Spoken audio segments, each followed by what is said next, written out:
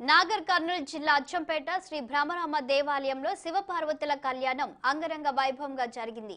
కళ్యాణాన్ని ఎమ్మెల్యే గువ్వల బాలరాజు దంపతులు తిలకించారు.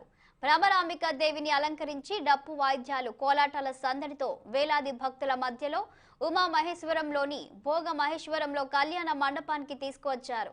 అలాగే వివిధ మండలాల నుండి ప్రభలు ఉమా మహేశ్వరం చేరుకున్నాయి.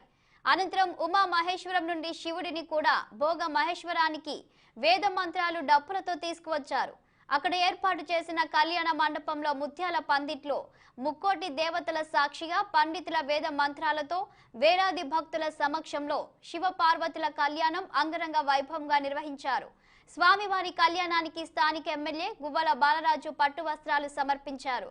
అమ్మవారికి అక్షింతలు సమర్పించి శివ పార్వతుల ఆశీర్వాదాలు పొందారు భక్తులు.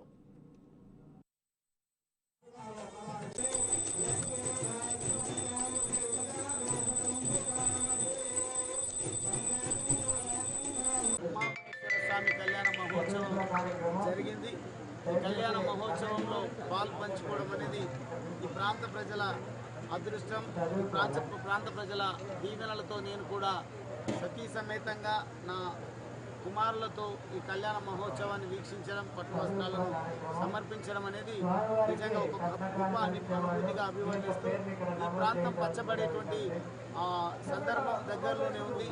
ఈ ప్రాంతంలో ఇక్కడ వెలిసినటువంటి ఉమామహేశ్వరుడి పేరునే గౌరవ ముఖ్యమంత్రి కేసీఆర్ గారు, కల్వకుంట్ల చంద్రశేఖరరావు గారు ఉమామహేశ్వర రిజర్వాయర్ అని ఒక రిజర్వాయర్కు నామకరణం చేయడం, అదే మాదిరిగా చిన్నకేశవ రిజర్వాయర్ అని అప్పర్ ప్లాట్గా పిలువబడుతున్నటువంటి అమ్రాబాద్ పదరా మండలాలకు సాగునీరు ఇచ్చేటువంటి చిన్నకేశవ రిజర్వాయర్ అని కూడా నామకరణం చేయడం జరిగింది.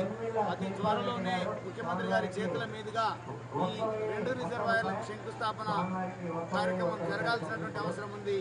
ప్రత్యేకంగా ఇవి bulletin updates. Keep watching 6 TV. సామాన్యుడి ఆరో ప్రాణం.